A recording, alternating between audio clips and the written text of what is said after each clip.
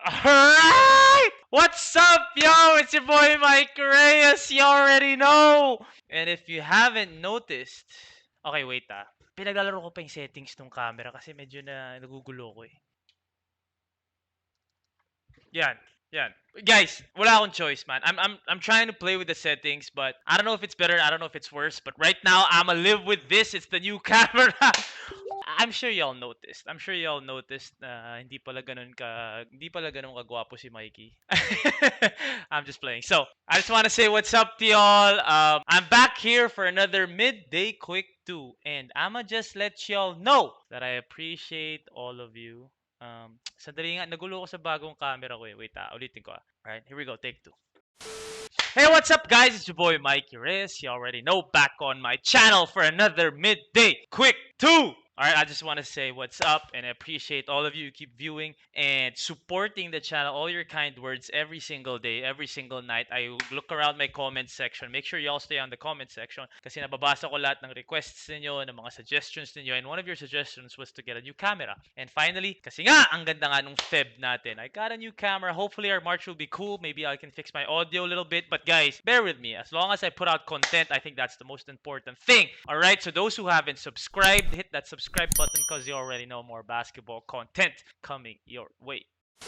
Okay, first of all, guys, I know a lot of you have been asking about my shirts, about the merch na meron tayo ilalabas. And, yup, just watch out. Just watch out. Just wait a little bit longer. Maglalabas tayo ng merch for y'all and I appreciate always the support and yung kagustuhan niyo maging part of the community. Don't forget, hit the link down in the description if you're kind of curious of what the perks are of being a member of the community. But I just want to let y'all know na the merch is on the way and we're fixing it. We're fixing it. My team meaning me and my girlfriend. My girlfriend is now my newest marketing head and she is the one fixing, yung mga ganung bagay. Actually, wala talagang alam dun eh. Sabi ko lang, I'm just here creating content. Bahala na siyang para niya ibebenta. Alright? So, other than that, tanggalin ko nga yung plastic nito. May plastic pa pala. There you go. Alright, so, ayun. It's March 3. And midday quick 2, hopefully payagan nyo akong guluhin yung inyong mga lunch break, guluhin yung inyong mga in-between classes ninyo. Alam nyo naman yan, midday quick 2 always fun. And for today, ang pag-uusapan natin is 2 days away, guys. We are 2 days away from the deadline para sa ating mga PhilAm applicants to submit their papers to officially enter the 2021 draft. And guys, 2 days na lang. And a lot of names haven't, kumbaga hindi pa rin official na part ng draft natin. And it's pretty sad kasi nga, guys, the competition of the PBA would have been a little bit, kumbaga yung level ng game ng PBA. Aakit pa, of course, kung makapasok tong films na to, namely Jason Brickman, Taylor Statham, Jeremiah Gray, Brandon Ganuela's roster. I think these 4 guys are the clear-cut or the more known PhilAms na baka hindi umabot ng draft natin or baka hindi umabot yung submission ng papers nila. But I wish I'm still hoping that a miracle happens within the next day and a half na talagang malabas nila. Or hindi, 2 days pa pala hanggang March 5. So hopefully they can still come up with their papers. I don't know if they're still in the States. I don't know where they are right now. But we're still hoping for a miracle because we know that these 4 guys are first round potential players. Alright, so let's just talk about it real quick kung ano yung mawawala kung hindi makapasok itong 4 na ito. Remind me on the comment section kung sino pa yung mga nakakalimutan ko. But for me, these 4 PhilAms, yung medyo malaking bagay na pag hindi nila na-submit yung papers nila would really mean a lot to the draft itong parating na March 14. Alright, let's just talk about them real quick. Okay, these 4 guys, you're talking about maybe the top point guard of this draft. The most experienced point guard by far. Yun for sure. He's played all over the world. You're talking about Jason Brickman. The only guy na medyo at par when it comes to kumbaga at par dun sa sinasabi kong top 2 point guards is of course Mikey Williams. But Jason Brickman, man, the smartest point guard or the most pure point guard that you can come across. I've seen him up close with Alab. I've played against him in Thailand. And this guy is, the easiest way to describe him or the easiest word or the easiest name to throw out there na maiintindihan nyo who you're talking about when you talk about Jason Brickman is Chris Paul. Yun talaga. When I saw him play and I played him one-on-one, like talaga naglaban kami, Chris Paul. That's it. The only difference maybe between Chris Paul and him is he's not very vocal. I've seen him. He's not that kind of leader na talagang he will call things out. I've seen him play a whole game without saying a single word. Like he didn't shout, he didn't do, he just didn't speak. Like his game does the talking. But I have to say that if you have a point guard in this league or in any league, syempre mas malaking bagay kung nagsasalita. 'Di ba? Kasi it speaks a lot. I'm not saying na words over actions. I'm saying sometimes as a point guard, gusto mo yung medyo vocal, like a Rajon Rondo, like a Chris Ross is vocal. Mark Baroka, not so vocal si Mark. Jimmy Alapag, very, very vocal. One of the most vocal guys I know. And I'm not saying vocal lang siya, but it helps, man. When he talks, when he screams, it shows that talagang he cares. Again, disclaimer, I'm not saying Jason Brickman doesn't care, but it just adds a little, kumbaga yung leadership na yun na vocal is very, very important in the league. And I'm not saying he's not the top point guard because of that, but if he can, medyo may edad na si Jason Brickman, but if he can still find it in himself to change it a little bit, yung personality niya kasi very introvert, so if he can change that a little bit and add a little, vocal leadership in his game, then no doubt, man, he's gonna be one of the best point guards in the league. But again, that is if there's a miracle that he, comes up with his papers in the next 2 days, and we're still hoping for that. But Jason Brickman for sure, top point guard, top pure point guard in this draft, kung sakali. But Mikey Williams is, on that level. He's on that level. Okay, this guy right here, I believe, would be a top 3 talent in the draft. Y'all think he's overrated? Hindi ko pa naman actually nakikita yung overrated tags. But for those who don't know, Taylor Statham was the number 1 3x3 player in the country before he left. Before he left, I don't know, for personal reasons, he left the country. So, that 3x3, number 1 3x3 player in the league, in the country, naging si Joshua Monzon, and then si Alvin Pasaol. But Taylor Statham was actually the number 1 guy when it comes to 3x3. I've seen him play everywhere. Oh my gosh, naging kakampi ko to sa Thailand. Nung kalaban namin si Jason Brickman, and nakalaban ko din siya dito with a couple of pickup games, and if you see our quick ISO with him the other day, solid tong si Taylor Statham, man. He can really do it all. He's a bucket. He's one of the easiest scorers in the game. He's very efficient.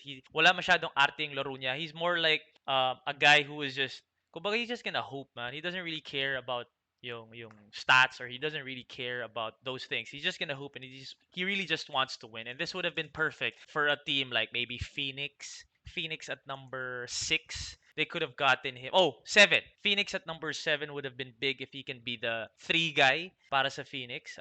Alaska, not so much kasi they have a Jeron Teng. They just signed Gab Banal. Not so much sa Alaska.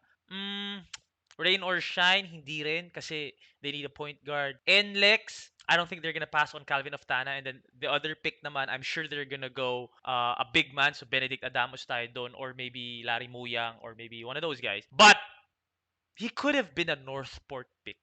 Northport could have looked, or could look at Taylor Statham if ever nandun siya sa draft. And it's really gonna, kumbaga, gugulo lahat. Gugulo talaga lahat if Taylor Statham comes in, Jason Brickman comes in. Because dun sa top 5 na iniisip natin, medyo may bababa dun. Kasi you can't really, kumbaga, mapapaisip lahat ng teams if kung sakali na biglang makapag-submit pa sila ng papers nila. And it's gonna be very exciting the next 2 days. We will see, because I believe that Taylor Statham and Jason Brickman could be top 5 picks. So may bababa dun sa original top 5 na iniisip natin. Napapipick up bigla nung next 5 picks, di ba? And you can't forget, Brandon Ganduelas Rosser is also a solid big man that you can rely on. Younger brother of diba, Matt Ganuelas Rosser, and with that experience in the family na pwede mong ibigay, diba, kung may kuya kang gano'n, like a Mavhan Misi with Jerica Misi. Kumbaga, there's experience in the family, there's someone you can run to if you're a rookie. And that speaks a lot. Kung meron kang ganun makakahang on ka, especially mentally, emotionally, physically, you have help and you have advice from someone that's close to you as your brother. So, Brandon Ganuelas Rosser will be also a big name to throw in the first round, lalo na kung big man ang pinag-uusapan. And you can't erase the fact, or you can't miss the fact that Jeremiah Gray could be one of the most athletic guys in this draft. If not for Jamie Malonzo, Jeremiah Gray may be the most athletic guy. Silang dalawa naglalaban dun. So, they both play both ends. They both can jump. They both can run. They both can finish on the break. So, gugulo lang talaga if these 4 guys can make it. And I'm hoping for a miracle kasi 2.5 days na lang yung chance nila come up with papers. So I'm just looking forward to this. If they don't make it to the deadline, kumbaga malakas pa din naman yung draft, but if they do, then this is gugulo lahat. I'm telling you, gugulo lahat. And I'm sure all the teams also who are looking or eyeing a certain player right now kasi alam nilang yun yung aabutan nila, baka magbago. Let's talk about Alaska.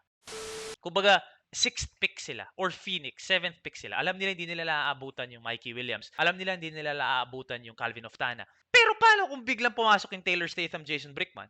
Alaska could have a shot at Taylor Statham if NLEX and Global or Northport don't get him. If you're Phoenix and you're looking at the Larry Muyang, you're looking at the Leonard Santillan, paano kung umabot sa'yo si Taylor Statham? Paano kung biglang umabot sa'yo si Alvin Pasaol? So, gugulo lang talaga. And I'm looking forward to it. Alam mo naman ng PBA clutch sa mga ganitong bagay. I'm hoping there's a miracle within the next few days that these four guys can submit their papers and officially join the PBA draft. Okay, there you have it. Get on the comments section what y'all think, what y'all feel.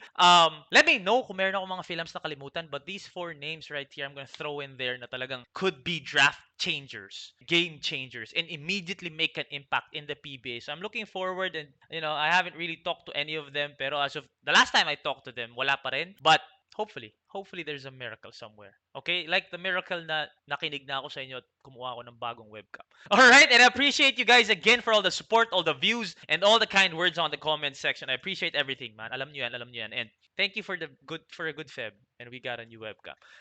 Alright, to those who haven't subscribed, I don't know what y'all doing. Hit that subscribe button. You already know more basketball content coming your way. Again, thank you very much for spending a couple of minutes during the day for this midday quick tip. Alright, my name is Mike Reyes. Take care of yourselves, take care of each other, peace and love, and I'm gonna see y'all tonight for the usual segments. Alright? Alright.